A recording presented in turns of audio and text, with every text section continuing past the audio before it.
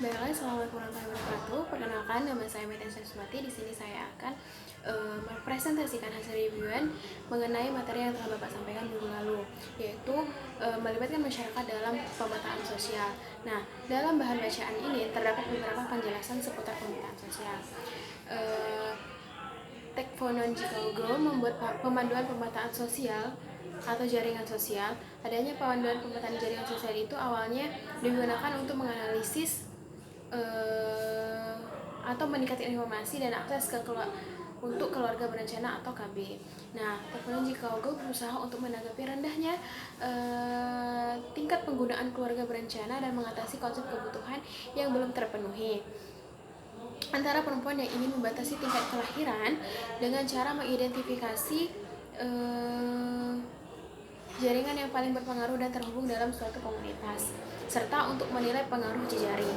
Nah, laki-laki dan perempuan terhadap keyakinan, sikap, keinginan, dan niat, serta perilaku kesuburan yang berkaitan dengan keluarga berencana. Teknologi Google menamainya dengan panduan pemetaan jaringan sosial. Adapun bagian inti dari latihan dalam alat ini melibatkan variasi inovatif masyarakat yang berfokus pada pembelajaran tentang dinamika sosial dan organisasi masyarakat.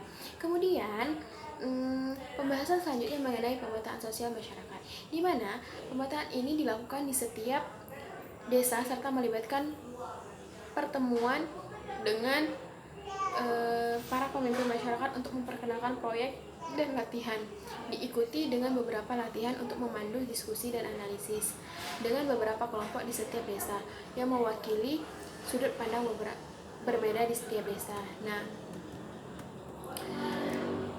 terdapat langkah-langkah memperoleh izin dari pemerintah desa dan administrasi tempat untuk memulai diskusi dengan kelompok-kelompok tersebut, yang terdiri dari perkenalkan diri kepada otoritas desa yang penting, kemudian jelaskan tujuan dari dan strategi Anda untuk melakukan pemetaan tersebut. Jadi diawali dengan perkenalkan diri, misal temui orang-orang yang penting di dalam desa tersebut, lalu perkenalkan diri serta jelaskan tujuan Anda datang ke desa itu untuk apa. Yang selanjutnya itu bicara tentang strategi. Contoh dari strategi itu adalah operator kota, penasihat kepala desa, pemimpin agama, dan kelompok masyarakat. Minta izin kepada kepala desa untuk bertemu dengan perwakilan masyarakat dan berdiskusi.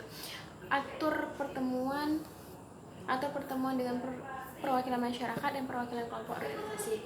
Barulah mulai catat pertanyaan dan juga jawaban sebelum berterima kasih kepada peserta diskusi atas waktu dan upaya yang telah diberikan oleh mereka untuk pemetaan tersebut.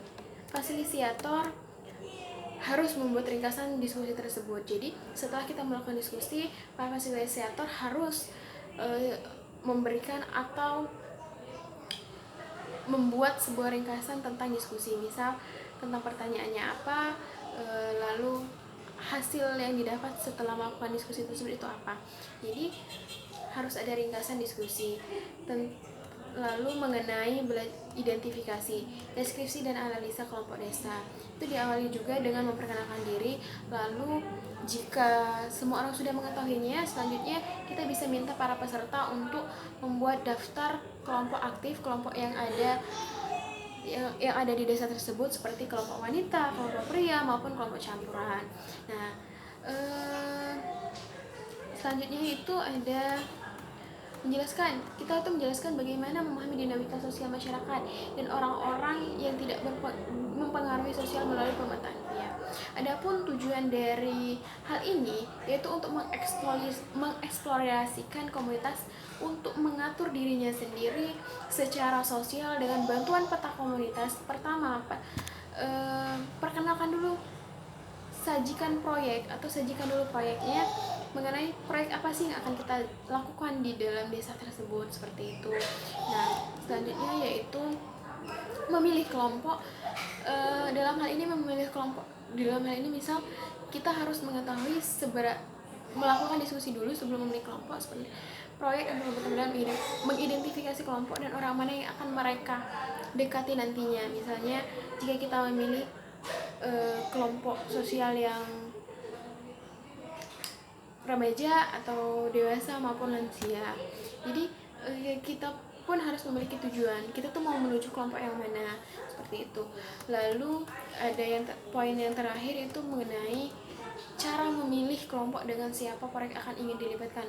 Nah, identifikasi kelompok yang paling berpengaruh dan kelompok yang sering bertemu selanjutnya.